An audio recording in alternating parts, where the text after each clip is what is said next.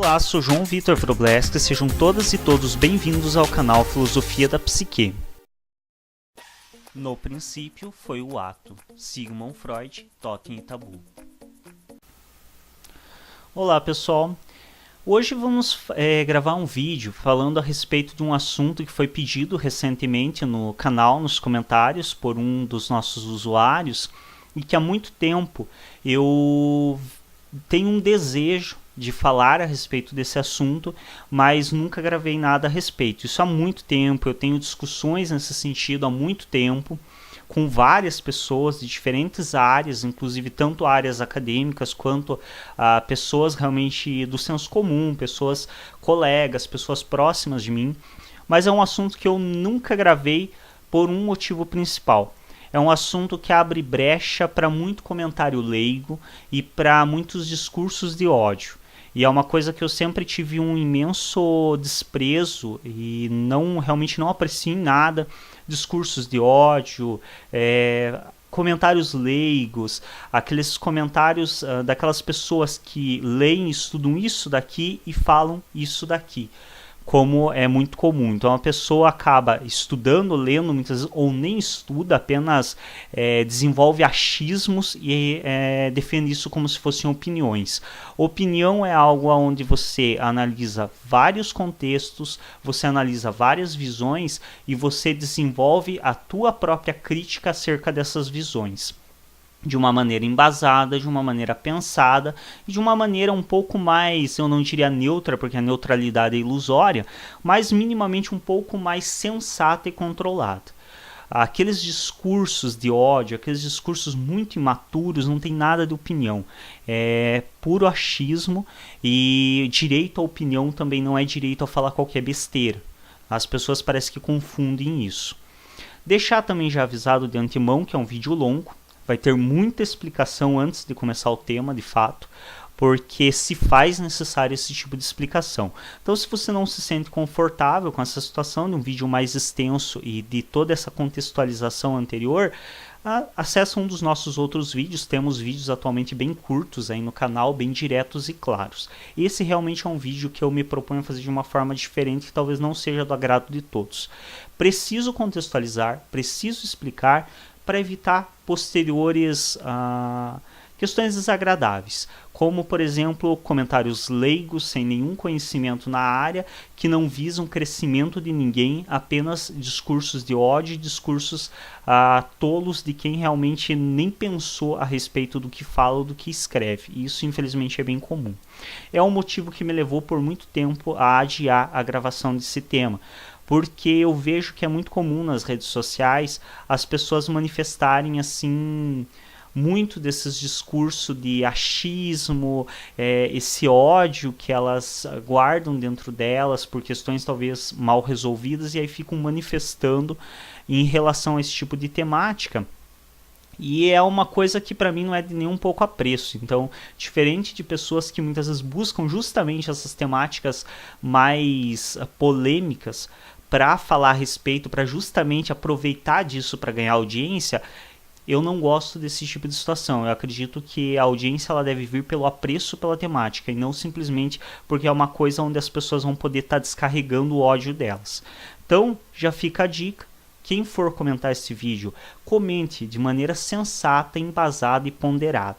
Não deixem comentários agressivos, discursos de ódio, de desprezo, porque vão ser excluídos e conforme o conteúdo a pessoa vai ser bloqueada. Porque é uma coisa que eu não posso apoiar em dois sentidos. Primeiro, a proposta do projeto Filosofia da Psique não aceita apoio a esse tipo de discurso, e segundo, que a própria psicologia também não aceita esse tipo de situação. Vamos esclarecer primeiramente como que a psicologia se posiciona em relação a esse tipo de assunto. Faz parte da psicologia entender o funcionamento do ser humano e a sua relação em sociedade, a sua relação em comunidade, a sua relação nos diferentes ambientes nos quais esse ser humano se insere. E disso também depende o entendimento, e faz parte da psicologia, entender o funcionamento da criminalidade, entender como que o ambiente pode proporcionar uma maior inserção do sujeito no crime ou não, como que a própria sociedade se organiza de maneira a facilitar ou não o crime, a torná-lo mais atrativo ou não. Tudo isso faz parte do estudo da psicologia. E aí, infelizmente, a gente vê alguns comentários muito leigos e desprovidos realmente de qualquer conhecimento, embasamento teórico, de pessoas falando: tá defendendo o criminoso, leva para casa, adota. Olha, se você tem essa mentalidade, sinto muito. Desliga o vídeo, vai fazer outra coisa, vai assistir outra coisa, porque realmente a pessoa que está fechada nesse nível, creio que não dá para discutir esse tipo de tema, realmente não tem ainda a maturidade suficiente para analisar por outra perspectiva. Porque quando você fala isso, primeiro você está falando do ponto de alguém que não faz ideia qual é o trabalho da psicologia. A psicologia não tem o trabalho nem de defender, nem de atacar ninguém. Então não é trabalho da psicologia ser juiz, julgar o ato de alguém.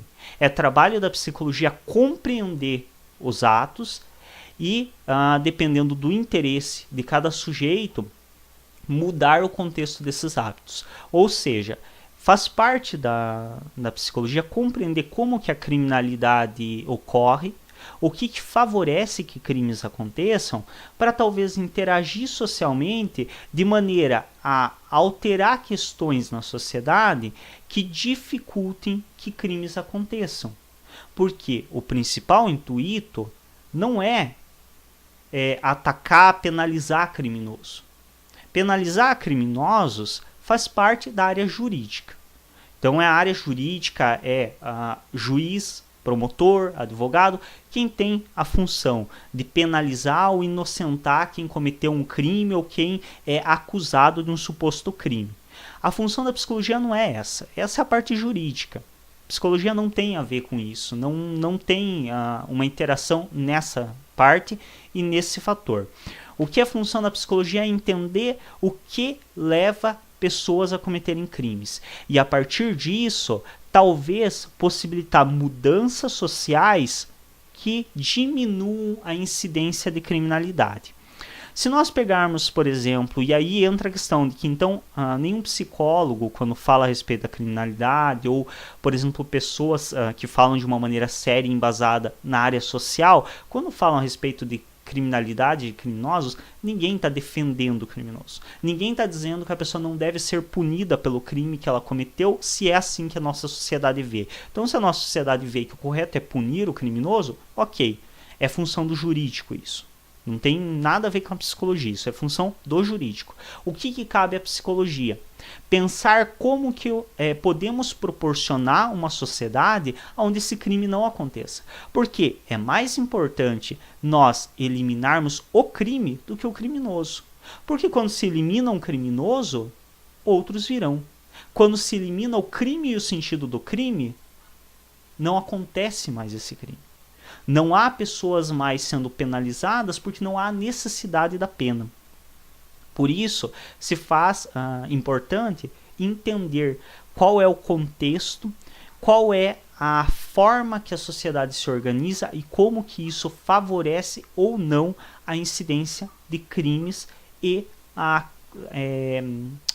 formação de criminosos.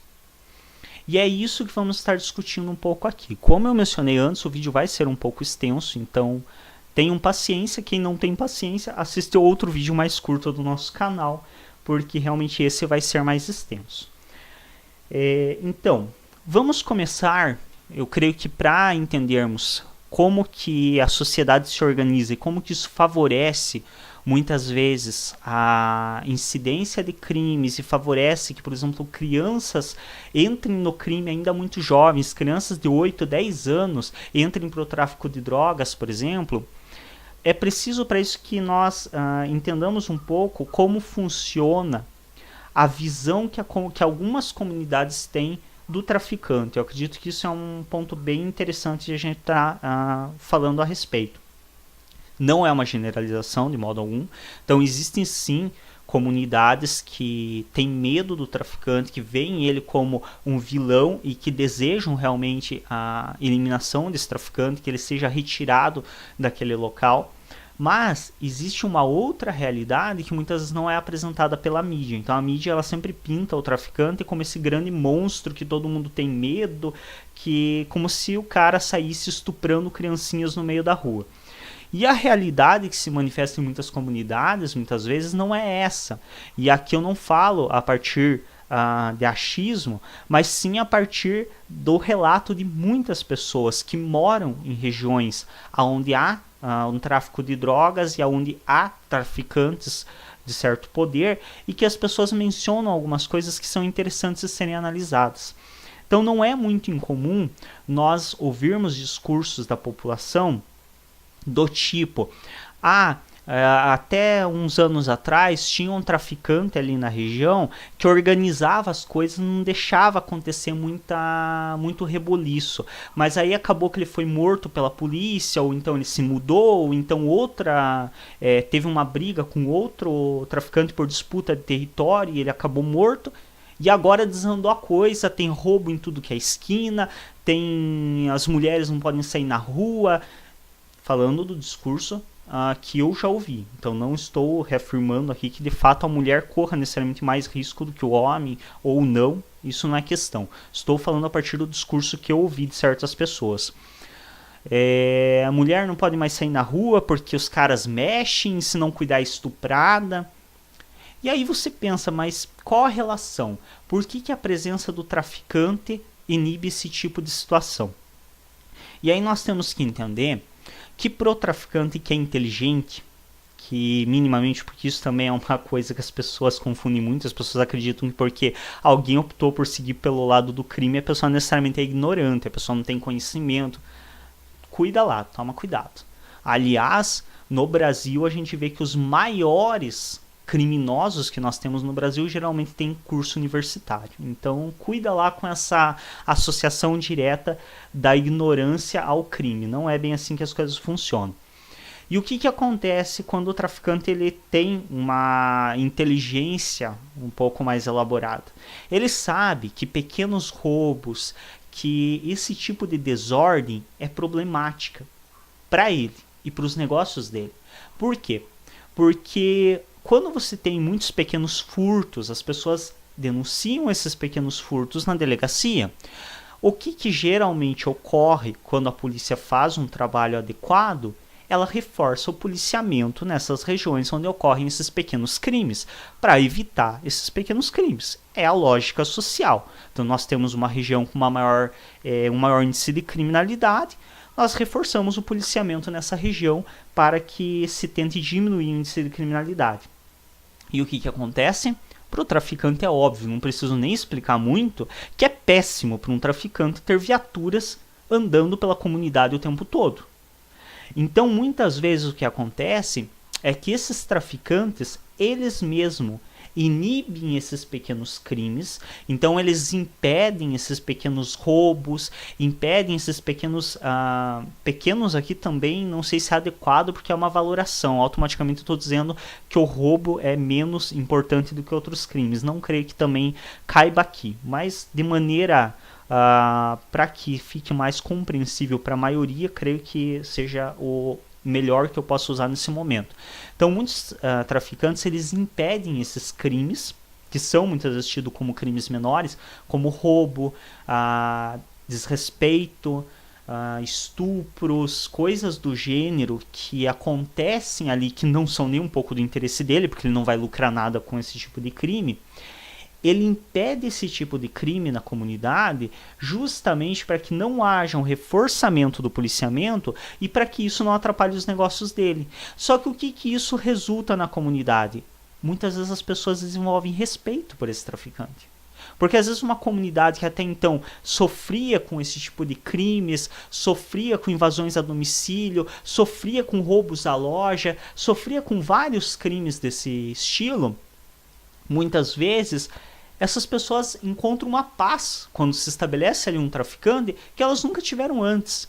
E acredite, isso eu estou falando a partir do discurso de pessoas que moram em regiões que têm esse tipo de situação. Então eu já ouvi muito colegas, pessoas realmente que moram em regiões um pouco tidas como um pouco mais violentas, e que relataram que até determinado período era horrível morar na região, porque você não podia sair de noite de casa, porque você corria o risco de ser assaltado no meio da rua, você corria o risco de ser agredido, e que depois que se estabeleceu naquela região um traficante, isso acabou. Porque se acontecer, o sujeito vai ter que se entender com esse traficante. Eu, inclusive, e aqui eu trago um relato pessoal mesmo, há muitos anos atrás, eu acabei me relacionando com uma garota que morava em uma região tida como um pouco mais conturbada, assim, como um pouco mais violenta.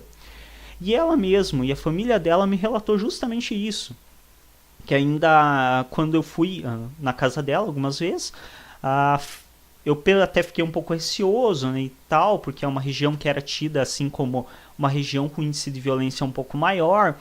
E aí a família dela até mesmo me relatou, ela falou, olha, não se preocupa aqui não, que aqui depois que tal sujeito veio morar aqui, não tem mais problemas. E assim, eu saí algumas vezes tarde da casa dela e eu via crianças brincando na frente das casas. Eu via as pessoas circulando com uma tranquilidade assim na rua incrível. E aquilo me deixou realmente de boca aberta, considerando a fama que a região tinha. E aí, conversando com ela, ela me relatou, não, aqui as mulheres podem sair na rua a hora que quiser. Se quiser sair meia-noite, 3 da manhã, circular na rua, você pode circular sem problema nenhum. Porque se alguém assobiar atrás de você, no outro dia ele vai ter que se entender com um tal sujeito, que é o chefão da região. E, obviamente, que a maioria das pessoas temendo o que vai acontecer ali, porque, claro, também temos que ver que o traficante com certeza não é uma pessoa que manda prender, que manda julgar. A forma de julgamento deles é outra. Então, considerando isso, a região ali tinha uma tranquilidade, uma paz que você ficava realmente de boca aberta. Que durante muitos anos foi uma região extremamente violenta e depois que essa pessoa se instalou lá, acabou isso. E por que acabou isso? Porque para essa pessoa não era interessante que essa região continuasse sendo violenta, continuasse sofrendo constantemente policiamento, sofrendo rondas, porque isso atrapalha os negócios dela. Então, o que isso nos leva a entender? Uma outra visão do traficante, diferente dessa visão que a mídia nos passa, do grande monstro que todo mundo tem medo, que todo mundo quer morto. Não é bem assim que funciona. Existe sim essa situação, existem regiões onde existe disputa entre traficantes por domínio do perímetro, domínio do local, o que acaba realmente gerando uma conturbação enorme para a população. Então existem sim regiões onde o traficante é muito mal visto, mas existem muitas outras regiões onde esse traficante é admirado. E aí a gente pega como exemplo, para quem não conhece a história, pesquisa um pouco melhor, a história de Pablo Escobar, que é um dos maiores traficantes que já existiu na face da Terra. Realmente ele assim, ele tinha aviões e aviões traficando para ele. E na região, no país do Pablo Escobar, até hoje, por muitos, ele é idolatrado, literalmente. As pessoas levam presentes no seu túmulo, as pessoas levam flores. Muitas pessoas tratam a imagem de Pablo Escobar como um santo, literalmente. Isso não é difícil de encontrar, você visualiza isso. Existem vários documentários a respeito da vida do Pablo Escobar, existem também documentários escritos, reportagens, coisas interessantes de estar pesquisando e vendo como essa visão do traficante como um grande monstro não é uma realidade. Essa visão acontece sim, mas em muitos casos o traficante ele é admirado e ele é visto como alguém muito melhor do que muitas vezes o que seria a representação da lei e a representação de um direito social. Porque muitas vezes a própria assistência social não dá conta de fato mover recursos o suficiente para aquela comunidade, coisa que muitas vezes o traficante faz, como é o caso do Pablo Escobar, que em regiões extremamente pobres, ele, por exemplo, financiava hospitais. Então ele acabou adquirindo um apoio do povo e uma admiração muito grande, tanto é que até hoje, por muitos, ele é idolatrado. Então aí a gente já quebra essa visão que é construída legalmente de que o traficante sempre é aquele monstro, aquele bicho escondido no armário. Não. Muitas vezes ele é visto e inclusive respeitado, em alguns momentos até idolatrado. Muitas vezes o traficante é aquela pessoa que quando a pessoa não tem nada para comer porque está há muito tempo desempregada, o filho está prestes a morrer de fome, o traficante é aquela pessoa que dá uma cesta básica. É aquela pessoa que quando o sujeito não tem gás dentro de casa, ele bota um botijão de gás dentro da casa do sujeito. Roubado. Fique bem claro. É roubado o botijão de gás. Ele não pagou, o traficante não pagou com o dinheiro dele. Provavelmente ele furtou de algum lugar. Ou se pagou com dinheiro, foi com o dinheiro do tráfico. Mas para uma pessoa que está vendo o seu filho morrer, nem sempre vai fazer diferença de onde veio esse prato de comida, de onde veio esse botijão de gás. É mais importante que o meu filho não vai morrer do que de onde realmente veio isso. Essa é a realidade. E outra coisa que eu sempre falo também é que quando as pessoas falam de criminalidade, quando as pessoas falam de pobreza, é muito confortável falar de pobreza ou falar de criminalidade estando de estômago cheio na minha cama quentinha.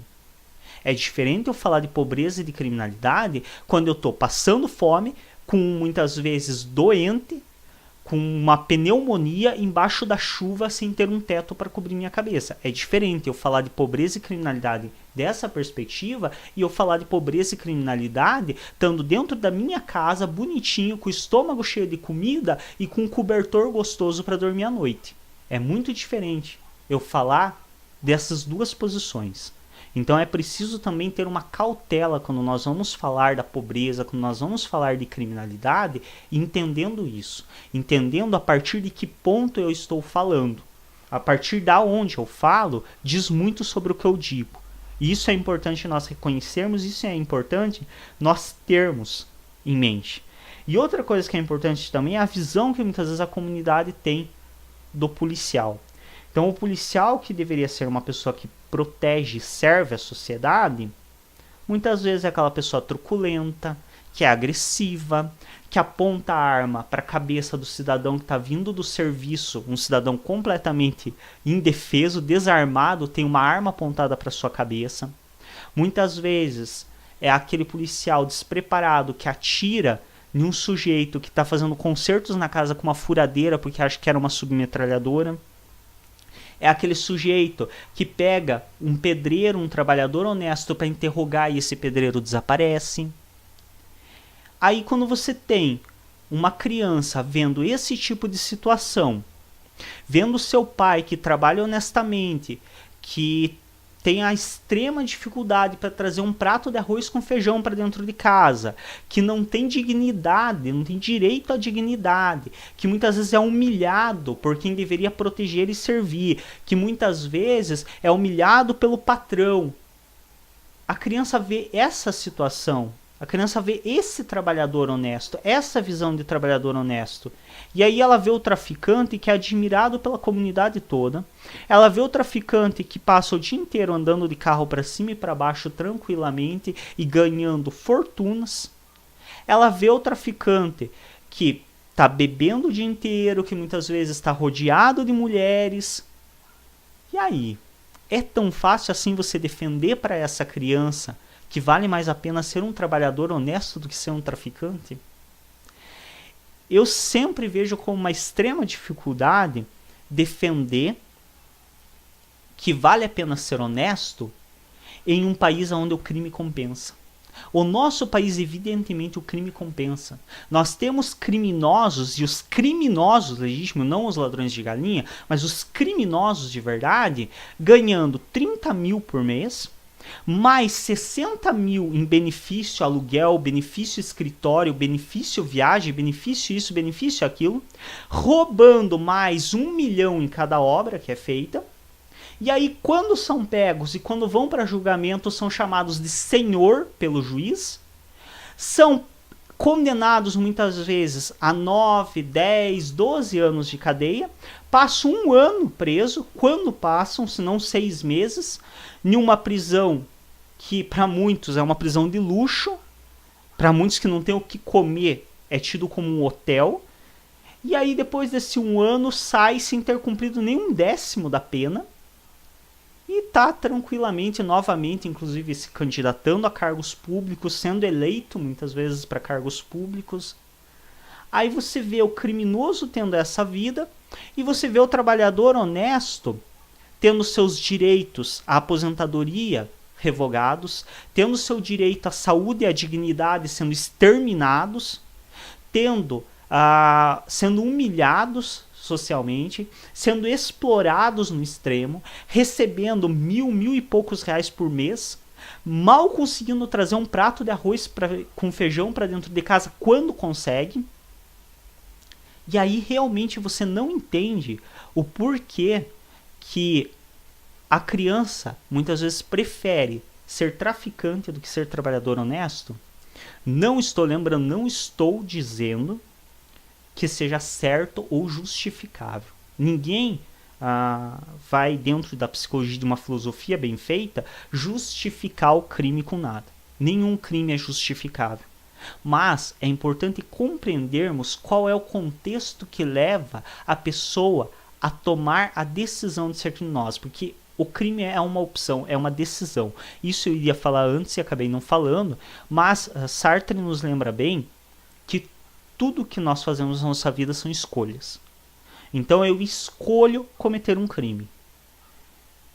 Questão de se isso é certo, se isso é errado, se isso merece punição ou não, como eu disse, é questão jurídica, não é questão nem para psicologia nem para filosofia. A questão para psicologia e para filosofia é: sabemos que esse sujeito escolheu cometer um crime. O que levou a essa escolha?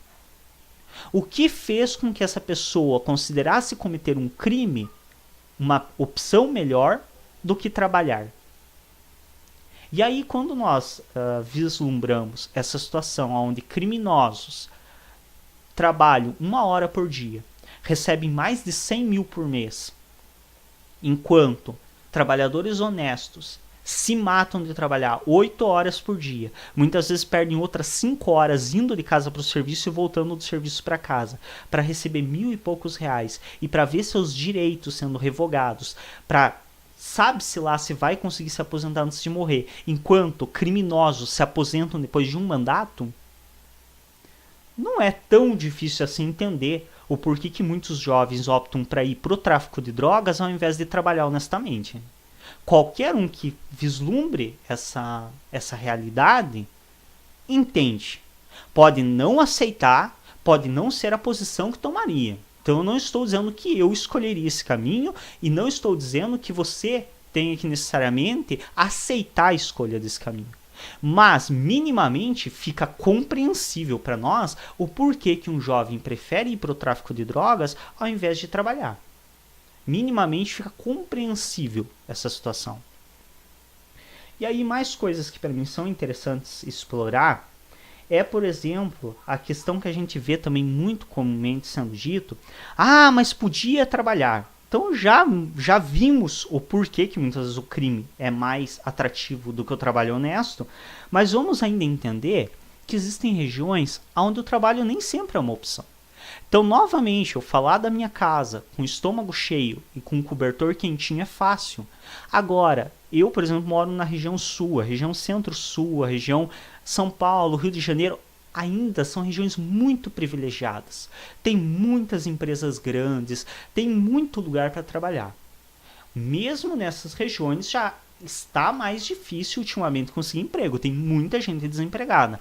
Agora, vamos considerar regiões como Norte, Nordeste, regiões onde existem sim algumas cidades que são mais estruturadas, tem empresas, tem inclusive universidades, tem uma estrutura, mas existem centenas de outras pequenas cidades que são cidades basicamente constituídas de casebres, chão batido, pessoas que lutam para sobreviver.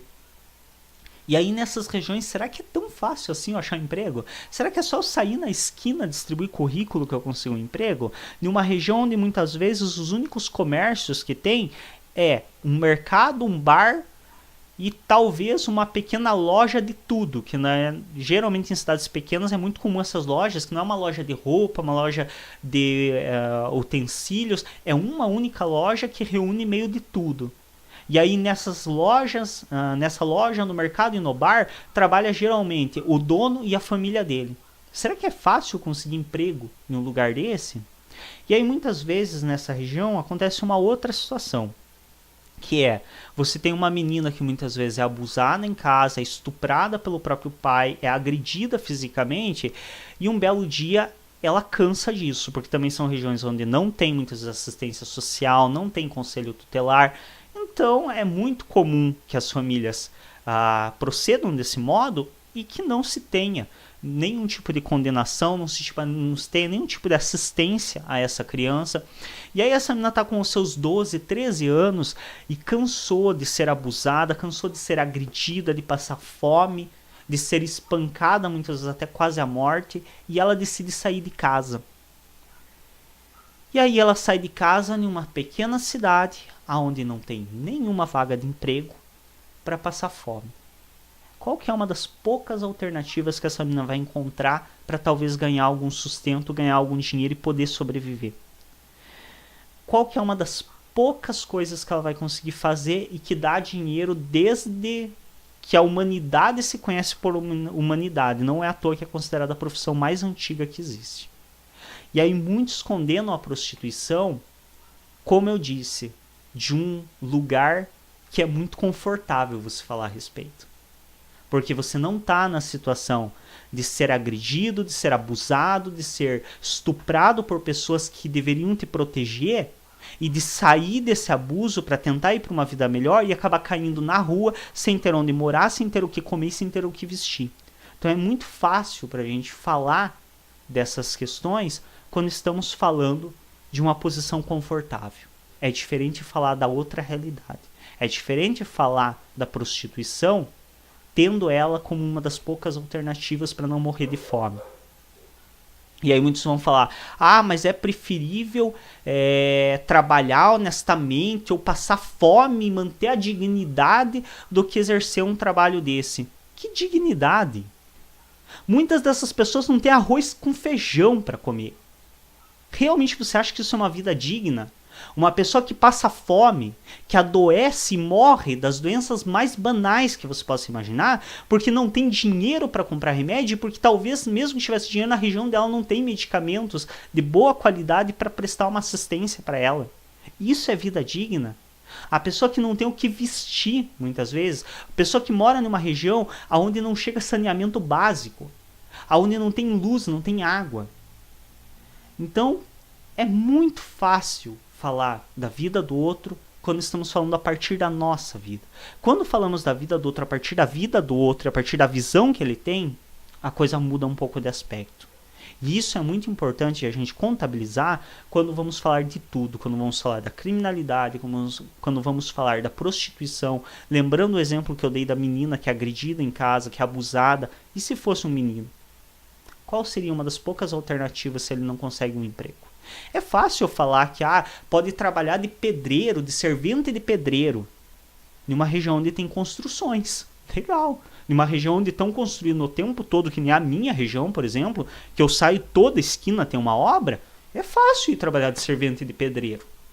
Mas em uma região onde as casas são de madeira e chão batido e ninguém constrói porque não tem dinheiro nem para comer, que dirá construir.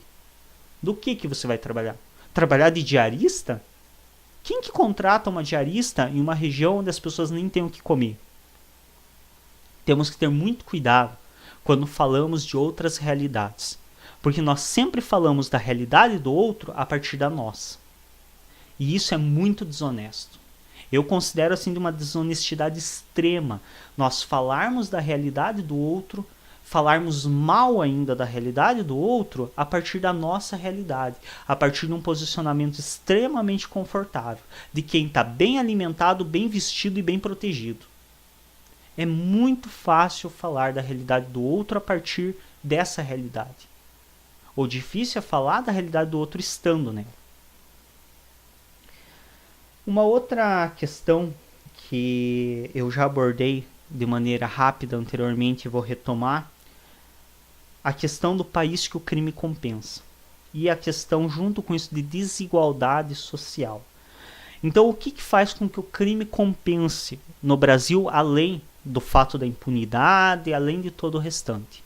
O fato de que eu muitas vezes não tenho R$1 no bolso, mas o outro tem 100 mil na conta bancária. essa desigualdade social extrema que nós temos faz com que não seja tão absurdo roubar do outro. E aí vem uma questão também que eu vou falar a respeito um pouco para frente, já que estamos falando de coisas polêmicas, eu vou tocar também um pouco na pena de morte, de maneira rápida, mas vou falar alguma coisa a respeito, e que muitas vezes, por exemplo, na Europa, hoje nem tanto, porque hoje também os Estados Unidos primeiro entrou numa decadência extrema, ficou muito mais evidente a criminalidade, que até então era escondida, e tanto até com a morte de policiais, com toda aquela questão que anteriormente era camuflada e que agora ficou bem exposta. E a Europa também já está meio assim, já não está mais também aquele ambiente tão glamuroso quanto já foi. Mas muitas vezes as pessoas atribuíam à Europa, na Europa não tem crime. Por que não tem crime? E aí vem novamente aquele comentário leigo de alguém que não entende realmente um palmo diante do nariz. Porque tem pena de morte. Primeiro, a pena de morte na Europa é rara. São poucos países que têm. E geralmente os países que têm as menores taxas de criminalidade são os países com as penas mais brandas. Um exemplo, a Suíça. A Suíça tem baixíssima taxa de criminalidade. Para vocês terem uma ideia, um dos grandes assaltos a banco que teve, acabou como penalização dos criminosos que assaltaram o banco o pagamento de uma multa. Eles nem chegaram a ir presos. Eles tiveram que apenas pagar uma multa. Essa foi a penalização de um dos países com um dos menores índices de criminalidade. Então, alguns dos países europeus que têm assim as menores taxas de criminalidade são países com penas bem brandas. E aí, o que nós consideramos então? Se não é pena que faz com que lá a taxa de criminalidade seja menor, o que é? Talvez seja muito menos atrativo eu roubar do outro se o outro tem a mesma coisa que eu tenho.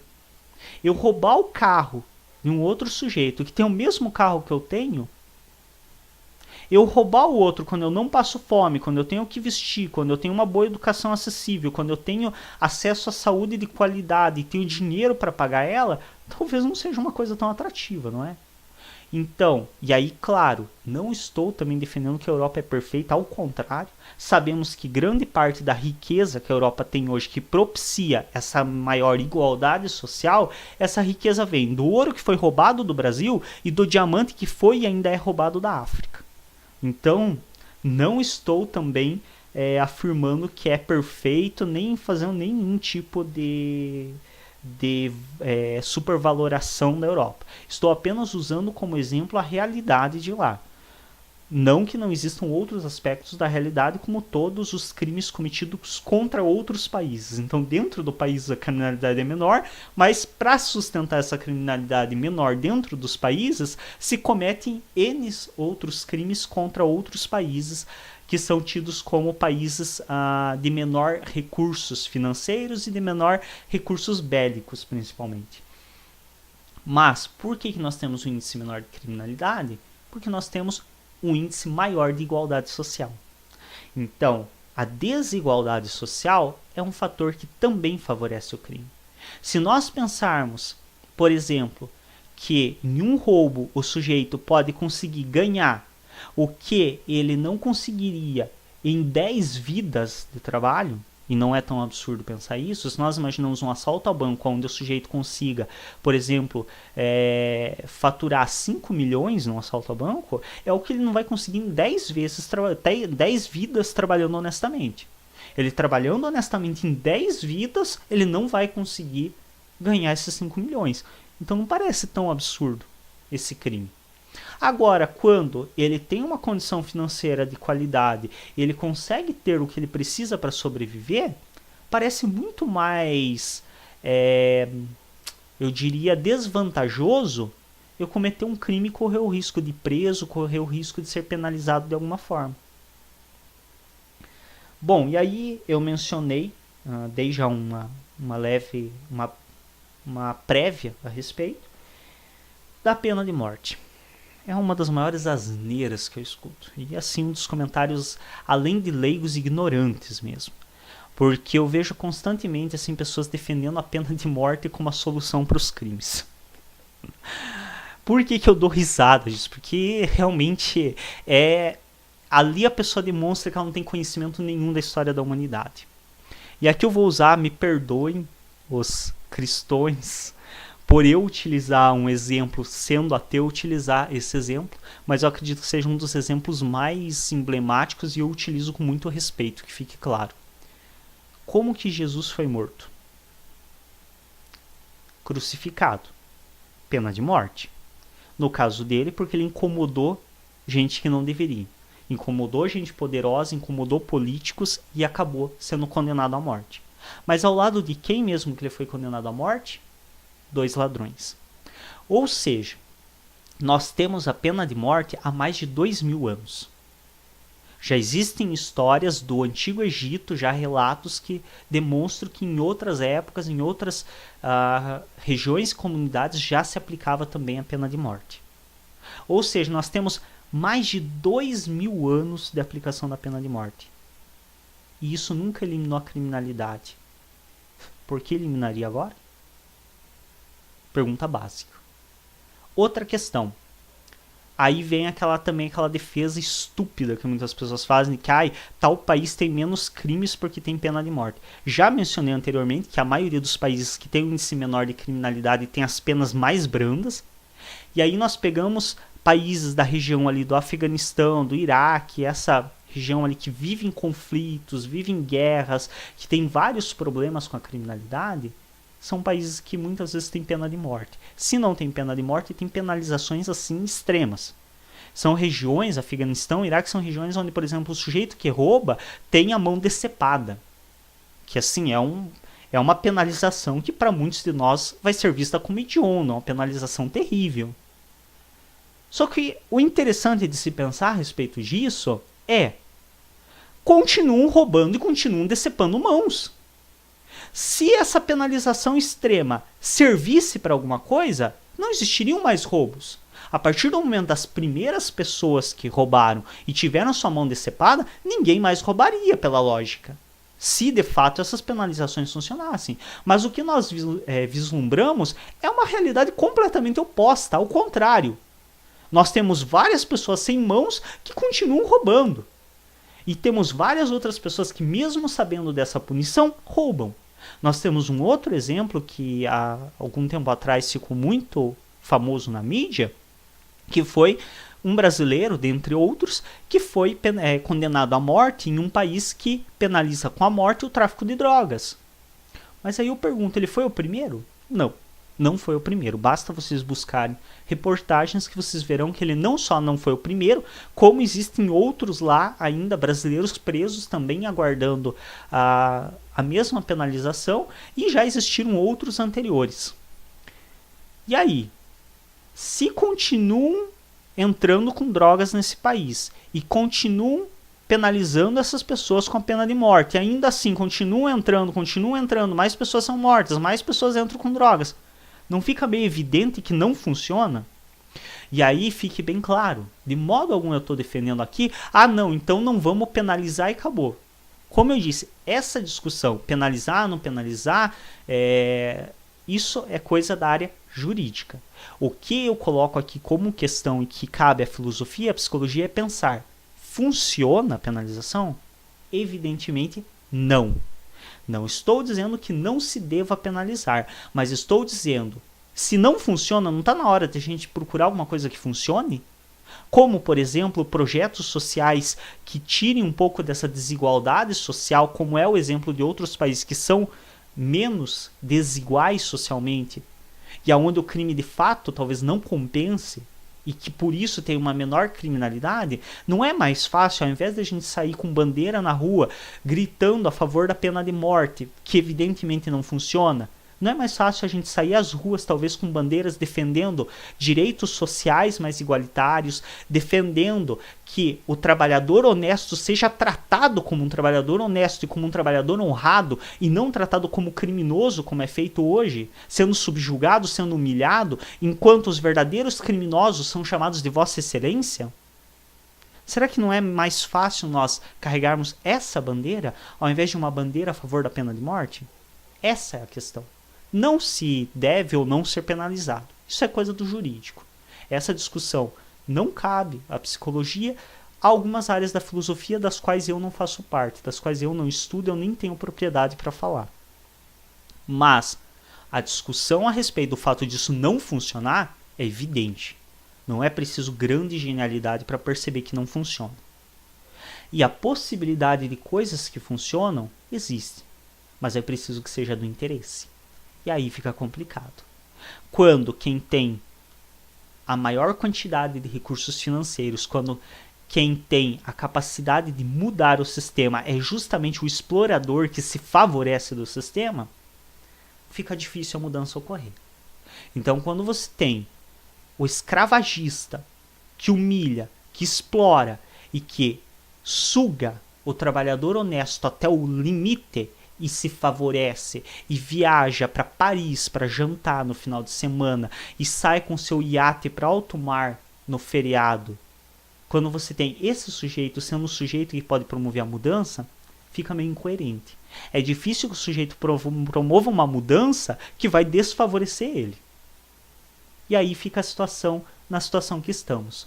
Uma situação de um país extremamente desigual, no qual o roubo evidentemente compensa, no qual quem rouba uma miséria é altamente penalizado, é preso em presídios com superlotação, é muitas vezes morto antes mesmo de cumprir a pena, de conseguir terminar de cumprir a pena. Quando termina, é estigmatizado e não consegue mais nenhum emprego, não consegue mais nenhuma oportunidade, porque ficou estigmatizado como ex-presidiário.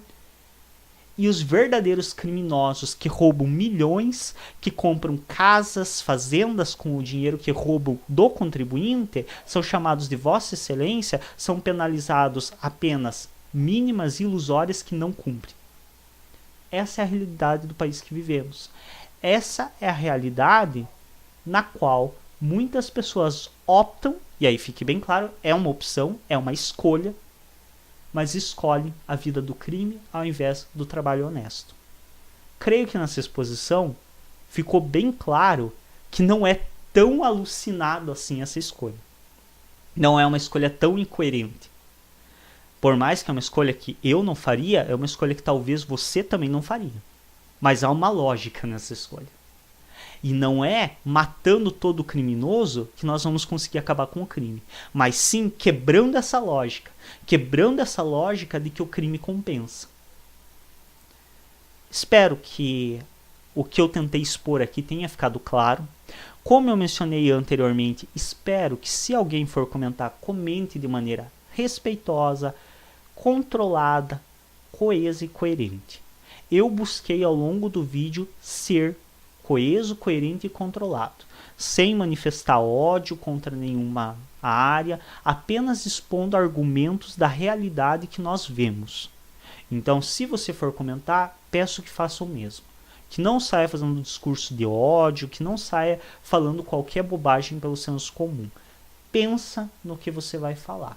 Pensa isso e comenta isso. Ok? Agradeço a atenção, agradeço quem se disponibilizou a assistir esse vídeo e talvez visualizar uma outra realidade, ver o mundo por outro ângulo, um ângulo que eu não via e que eu levei muito tempo para construir e que eu tive que apanhar muito na vida e que eu tive que discutir com pessoas com uma mentalidade muito mais aberta que a minha para conseguir entender esse outro ângulo da vida. E eu espero aqui ter conseguido fazer com que outras pessoas entendam. Não estou dizendo aceitar. Ninguém tem que aceitar ideia nenhuma. Mas é bem interessante compreender as ideias. É bem interessante analisá-las, considerá-las e, se for refutá-las, fazê-lo de maneira coerente e coesa. Fazê-lo com propriedade. Não com imbecilidade. Agradeço a todas e a todos pela atenção. Se não é inscrito no nosso canal, se inscreve, participa desse projeto de levar o conhecimento ao máximo de pessoas possível. Clica em gostei nos nossos vídeos e até um próximo.